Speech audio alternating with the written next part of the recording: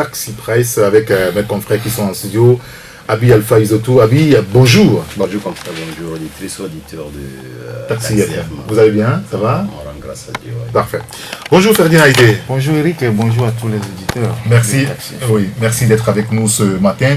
Et nous allons naturellement commencer par les retombées du sommet sur la sécurité maritime, sur la sûreté et le développement en Afrique. L'événement est passé, ça fait, disons, une semaine.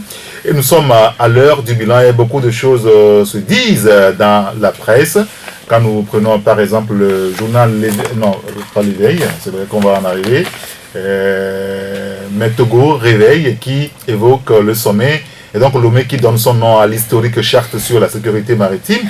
L'ONU, la France, le Japon, la Chine qui donc saluent tous et soutiennent le Togo. Mais il y a un fait notable qui s'est produit cette semaine et donc relayé par toute la presse, c'est les chauffeurs mis à la disposition des délégations qui à la fin du sommet ont du mal visiblement à être renumérés comme cela se doit. Ces chauffeurs en début de semaine ont manifesté leur mécontentement vis-à-vis des autorités puisque ce qu'on leur a donné pour eux était presque insignifiant. Ferdinand, puisque ce matin vous en parlez encore. Sauf que après l'Odyssée, le retour sur Terre a été un peu mouvementé. On voit là l'envers du décor. On se rend compte que ce sommet n'a profité qu'à une minorité, celle-là qui est toujours à l'affût de l'argent, des moyens. Donc les chauffeurs ont failli être victimes. Heureusement pour eux que, bon, ou malheureusement, ils ont manifesté bruyamment. Les images ont fait le tour du monde. Et c'est quand même triste de voir qu'on réquisitionne des gens pendant un mois et demi et qu'à la fin, bon, on leur balance 40 000 francs, quoi. Ça, c'est aussi le Togolais. Il faut quand même que les gens apprennent que c'est pas parce qu'il y a la famille qu'on mange tout. Si on vous appelle pour faire un travail et qu'il n'y a pas de contrat, il ne faut pas s'engager. Si c'était engagé sur un contrat de 100 000, 150 000, 200 000, le problème ne se poserait pas aujourd'hui. Donc c'est ça. Quand on écoute ces chauffeurs-là qui disaient que oui, nous sommes venus, on nous a formés, on nous a juste dit que bon, ce sera bon pour nous tous, et puis bon, voilà, on a sauté dedans. Comment est-ce que vous pouvez sauter comme ça sans prendre de précautions? Et bon, heureusement que le problème est finalement réglé, mais c'est quand même... c'était pas quand même bien pour ceux qui ont organisé le sommet, puisque le sommet a englouti au moins 14 à 20 milliards. Et il faudra aussi faire l'audit de ce sommet. Est-ce que nous avons déjà un chiffre donné par l'organisation? Mais il faut quand même faire l'audit de ce sommet, savoir ce que ça a coûté à l'État togolais. Je rappelle juste au passage que le Premier ministre même qui a été interrogé sur Vox Africa ne voulait pas donner le chiffre. Ça veut dire qu'il sait que le chiffre est faramineux et peut choquer l'opinion. Et donc, moi je pense qu'il faut régler les problèmes et il faut voir qu'est-ce qui a marché, qu'est-ce qui n'a pas marché. Oui. Ceux qui ont gardé les sous par devers eux, parce qu'il n'y a pas que les chauffeurs qui se plaignent, les balayeurs de rue se plaignent. Mais qu'est-ce qu'ils ont à voir dans oui, ils ont utilisé les gens pour balayer les rues. Non, ils ont rameuté les gens spécialement pour balayer les rues, ils ne sont pas payés. Ou certains ont été sous-payés. Il y a des gens qu'ils ont utilisés pour aller accueillir les invités à l'aéroport qui sont encore payés. Donc, c'est un peu... On a aussi mobilisé les gens pour aller accueillir, pour être payés. Oui, tout à fait. Qui ont fait le rêve. Tout à fait, mais ils ne sont pas allés là-bas gratuitement. C'était pour se faire payer, et donc tous ces gens-là attendent.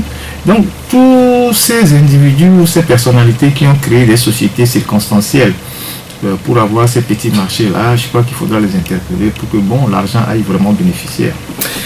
Abi Alpha, comment est-ce que vous avez apprécié d'abord le mouvement de ces chauffeurs-là? Aujourd'hui, il semble que les choses sont en train quand même de rentrer dans l'ordre, mais en même temps, ça a quand même choqué la dernière fois quand on a eu l'information. Oui, je crois que moi je vois le problème sur deux aspects. Et on dit souvent que tel on fait son lit, on s'y couche. Ceux qui sont allés sur le marché de dupes pour sauter sur cette opportunité, si on peut ainsi la désigner, puis les liés ne sont en train de récolter que ce qu'ils méritent. Mais ce n'est pas pour autant dédouaner les bourreaux. Tu sais, la même conférence a été organisée au temps de Yadema, une conférence de l'Union africaine. Ces gens-là, exactement. Donc, au nom de l'Union africaine, tout le monde a été témoin de ce qui s'était passé, la mobilisation qu'il avait eue, et des gens aussi ont été recrutés, formés pour faire le même travail, et il l'avait fait. Je crois savoir que contrairement aux 40 000 qu'on brandit à ces pauvres messieurs-là, à l'époque, le moins payé avait pris 180 000 et le plus payé avait pris 200 000. C'était ça, j'ai bel et bien rencontré, en 2000, j'ai rencontré des responsables qui ont géré cette affaire. Le moins payé, les chauffeurs qui n'avaient pas eu beaucoup avaient 180 000 et celui qui avait, c'est-à-dire plus beaucoup, avait pris 200 000. Au-delà de cela, ils avaient chacun une paire de chaussures, 2 complets avec un tissu vraiment de qualité et une ceinture. Je crois que c'était ça le pactole qui avait accompagné leur formation et tout ce que vous savez pendant la conférence de l'OIA version Yadema. Aujourd'hui, la même chose s'organise. On dit aux gens, ouais, habillez vous bien, c'est des grandes personnalités que vous allez conduire, il faut que vous soyez nickel. Les gens ont fait les mêmes des prêts pour changer leur garde chemise dans l'espoir que une occasion s'est pointée. Et ces messieurs travaillent 1 mois et demi, formation et travail compris, et voulaient brandir 40 000. Quand même. Quand même. Parce que je ne pense pas qu'on ait pu les inviter comme ça sans que cette activité soit budgétisée. Elle a été budgétisée. Le décret de garantie centrale, c'est qu'il y aura tel nombre de voitures qui vont circuler, on aura besoin de tels chauffeurs. Et c'est par rapport à un budget que ces messieurs ont été invités pour faire ce travail. Comment, je ne crois pas que dans les chiffres, c'est 40 000 qui a été, n'est-ce pas, soumis à la trésorerie de cette conférence, tu vois. Donc ça là, c'est atypique, ça montre un peu comment les gens exploitent jusqu'aux os la condition des Togolais pour se remplir les poches. Donc ce n'est qu'un aspect, mais moi j'ai considéré ça comme un fait divers parce que c'était un marché, si tu ne vas pas, personne ne viendra t'attacher. Moi ça fait que je me suis dit ça donnera peut-être des leçons du moral pour les prochaines occasions, parce que c'est parce que le Togolais se laisse emballer dans toutes les opportunités que les gens se disent on peut faire à notre tête. À la dernière minute, ils vont sauter là-dessus. Les gens ont sauté et on est en train de les traiter comme des moins que rien. Tout à l'heure, Fabien a évoqué les balayeurs de rue, ceux qui avaient participé aux entretiens de notre capitale par endroit, et puis ceux qui étaient allés à l'aéroport pour accueillir les délégations qui sont arrivées. Beaucoup plus les chefs d'État. Bon, il semble que même les promoteurs d'hôtels également, ils grognent dans leur coin, sauf que là-bas, c'est pas encore visible. Moi, je connais un établissement hôtelier de la place qui en a promis 250 chambres. Oui. Il a fait la réservation par rapport à ça. Après, on lui dit, ah bon, c'est un peu serré, on veut plutôt 100. Et finalement, c'est 20 personnes qui ont été gardées dans cet hôtel. Dans une délégation, j'ai un ami là-dedans, une délégation ivoirienne. Je suis allé les visiter, il n'était pas plus de 20 dans cet hôtel. Ce n'est qu'un aspect, c'est-à-dire un exemple parmi tant d'autres. Un hôtel qui se trouve dans ton quartier ici aussi, on s'est précipité pour le finir. Nuit et jour, on l'a équipé, Manu Militari, et tout de suite, on a barricadé ces entrées par les agents de sécurité qui palpaient les entrées et les sorties des visiteurs. Ben, après la conférence a commencé, apparemment ceux qu'on attendait dans ce hôtel ne sont pas là. Et tu cherches les forces de sécurité là-bas, tu ne les trouves pas. Donc ce n'est que des exemples parmi tant d'autres. Je crois que les retombées vraiment, elles sont vraiment éloquentes, quoi. Vous êtes sincère là? Je suis sincère. Bon, le confrère l'éveil de la nation ce matin, tout en tirant le chapeau au ministre Yalke Edoucé, essaie de mettre un carton jaune au ministre de la Communication, Guy Madji Lorenzo, ou comparé aux approximations des ministres qui ne maîtrisent pas son sujet. Est-ce que sur l'aspect, je veux dire, communication aujourd'hui, on a beaucoup de choses à reprocher au ministre de la communication, Ferdinand? Oh, moi, je ne sais pas grand-chose. Moi, je n'étais pas proche de ces choses-là. C'est vrai qu'il y a des confrères qui ont été sollicités pour des contrats de publicité et tout. Bon, moi, j'ai refusé. Et comment est-ce que la communication a été gérée? On a beaucoup parlé d'un réseau qui est venu de l'étranger avec les Claudicia, les Alain Foucault, tout ça, qui ont pris du pactole et que bon, les journaux togolais ont eu des miettes.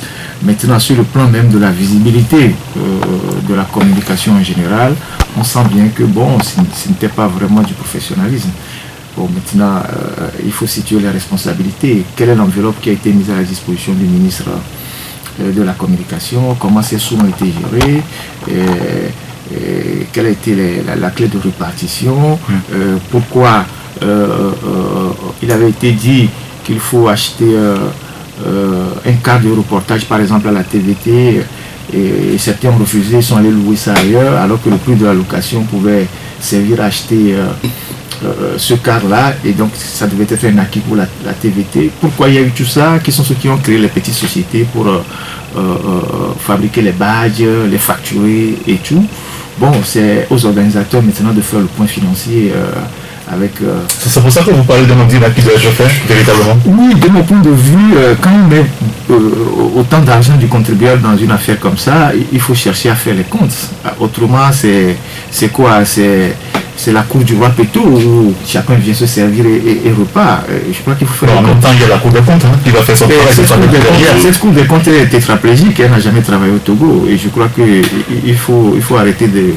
C'est une institution de décor, elle ne travaille pas. Et donc, il faut vraiment... Parce qu'en dehors de la cour des comptes, il y a quand même l'inspection d'État.